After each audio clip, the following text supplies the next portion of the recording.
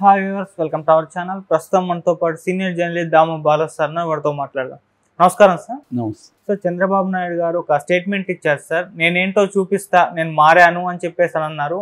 అసలు ఇది ఏ కాంటెస్ట్ లో చేశారు? ఇది ప్రజలకు చెప్తున్నారా లేకుంటే జగన్మోహన్ రెడ్డి గారికి చెప్తున్నారా అనేది అర్థం కాలేదు. ఇటువంటి కైండ్ ఆఫ్ స్టేట్మెంట్ లోకేష్ గారు కూడా ఇస్తున్నారు. అంటే ఏంటి సార్ వీటి అర్థాలు ఏంటి? వీళ్ళిద్దరి స్టేట్మెంట్లో తేడా ఉంది. చంద్రబాబు ఏం చెప్పాడంటే, నిన్న ఎమ్మెల్యే ఎంపీలతో సమావేశమైనప్పుడు మామూలుగా చంద్రబాబు మారరు ఇంకా అని నన్ను గురించి అంటారు, బట్ నేను ఈసారి మారుతున్నాను, నేను మీకు అందుబాటులో ఉంటా, నాకు ఎంత బిజీగా ఉన్నా పక్కకన్నా వచ్చి నేను ఎంపీలు నన్ను కలవడానికి వస్తే ఎంపీలతో మాట్లాడతా, ఎమ్మెల్యేలతో మాట్లాడతా, నేను మీకు అందుబాటులో ఉంటా, ఇక మీదట బ్యూరోక్రాట్ పాలన అనేది ఉండదు, గవర్నెన్స్ అంతా కూడా పొలిటికల్ గవర్నెన్సే ఉంటుంది, బ్యూరోక్రాట్స్ మీద డిపెండ్ అవ్వని అని నాకు ఇంతకుముందు ఆ పేరు ఉంది. సో నేను ఈసారి పొలిటికల్ గవర్నెన్సే ఉంటుంది. పొలిటికల్ గవర్నెన్స్ అంటే ఎంపీలు ఎమ్మెల్యేలు వీళ్ళని ఎక్కువగా ఇన్వాల్వ్ చేస్తాను. ఇంతకుముందు ఏంటంటే వీళ్ళ రోల్ తక్కువ ఉండేది. జగన్ విషయంలో ఇంకా అది ఎక్స్ట్రీమ్కి వెళ్ళి ఎమ్మెల్యేలు ఎంపీలకి అసలు రోలే లేకుండా జగన్ వర్సెస్ జనం అన్న ఇదే వెళ్ళింది. దాని ఎఫెక్ట్ జగన్ మీద పెద్ద ఎత్తున పడింది అనేది కూడా ఇప్పుడు విశ్లేషణలో వస్తుంది. సో మేబీ దాని ఎఫెక్ట్ చంద్రబాబు మీద కూడా పడినట్టుంది. చంద్రబాబు కూడా గతంలో కూడా ఆయన మీద ఉన్న ప్రధానమైన ఆరోపణలు ఏంటంటే, ఒకటి పార్టీ క్యాడర్ని పట్టించుకోలేదు, ఎంతసేపు ఆయన బ్యూరోక్రాట్స్ కూర్చోవడం, గంటలు సమీక్షల పేరుతో వాళ్ళతో ఉండడం ఇదే చేసేవాడు, కానీ పార్టీ క్యాడర్ని కానీ ఎమ్మెల్యేలు కానీ ఎంపీలని కానీ ఆయన పట్టించుకున్న పాపాన్ని పోలేదని చంద్రబాబు మీద కూడా సేమ్ విమర్శ. జగన్ కూడా అదే పని చేశాడు.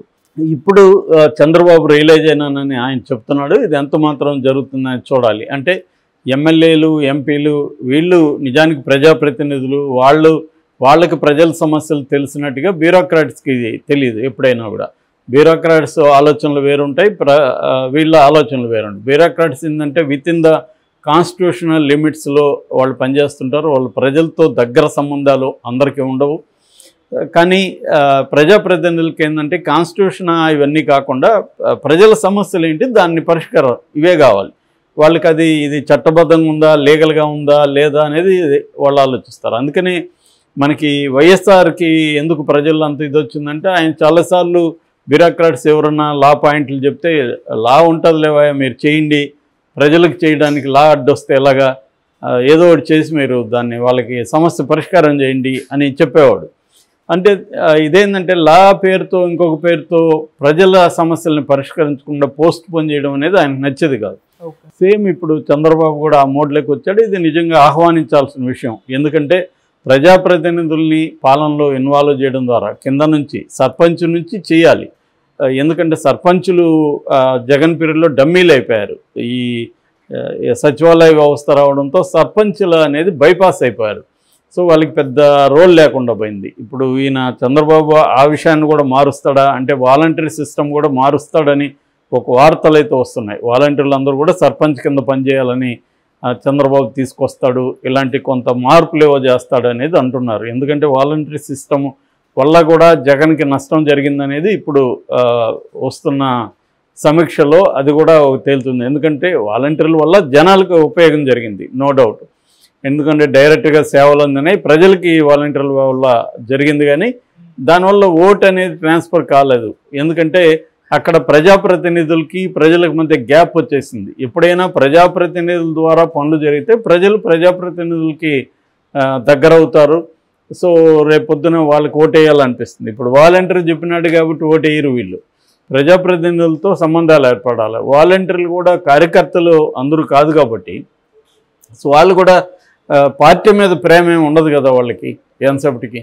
సో ఈ ప్రాబ్లమ్ని ఇప్పుడు సాల్వ్ చేయడానికి చంద్రబాబు కూడా వాలంటీర్ వ్యవస్థలో కూడా మార్పులు తీసుకురావడానికి ట్రై చేస్తున్నాడు. అంటే ఓవరాల్గా ప్రజాప్రతినిధులకు ఇంపార్టెన్స్ ఇవ్వడం, ప్రజాప్రతినిధుల ద్వారా పరిపాలన తీసుకెళ్లడం ద్వారా ప్రజలకి దగ్గర అవుతారు. కాకపోతే దీంట్లో ఇంకొక ప్రాబ్లం కూడా ఉంటుంది.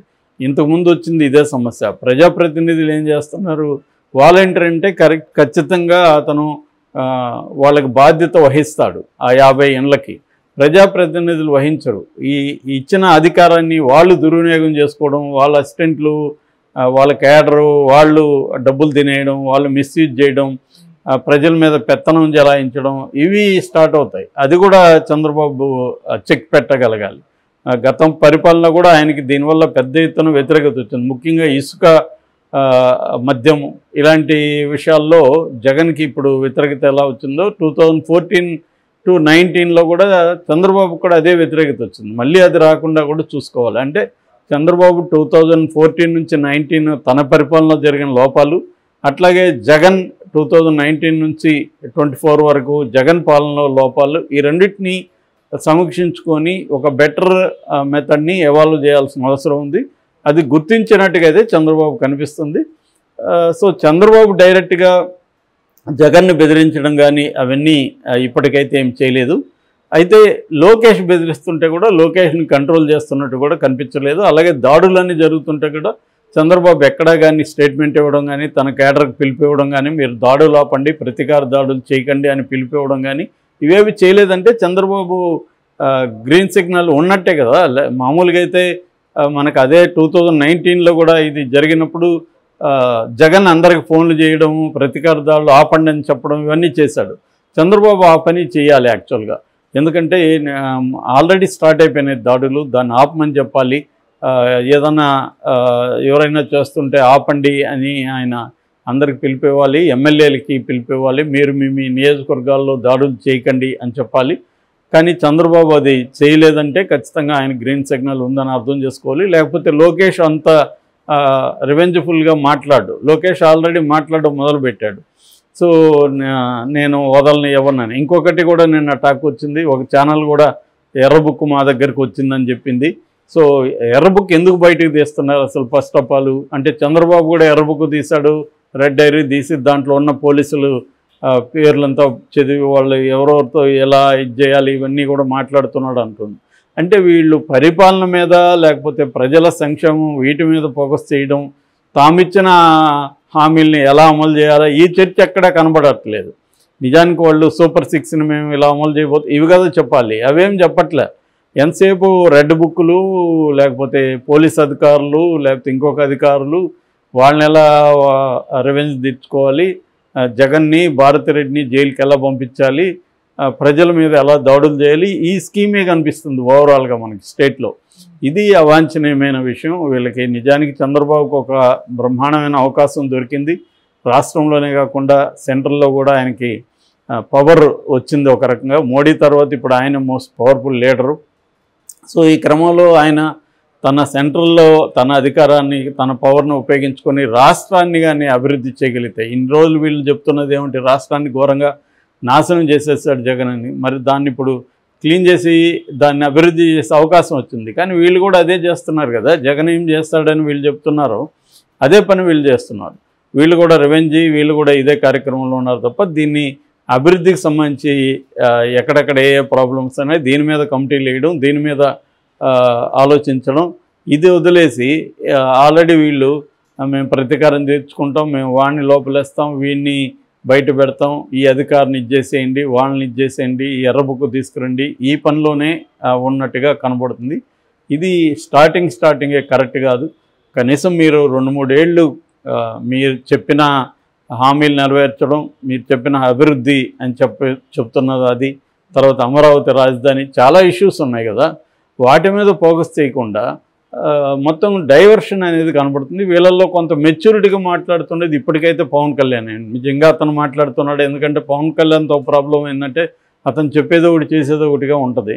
మరి నిజంగానే పవన్ కళ్యాణ్ రివెంజ్ వద్దనుకుంటున్నాడు. మరి రివెంజ్ వద్దనుకుంటే పవన్ కళ్యాణ్ కూడా ఒక స్టేట్మెంట్ ఇవ్వాలి కదా.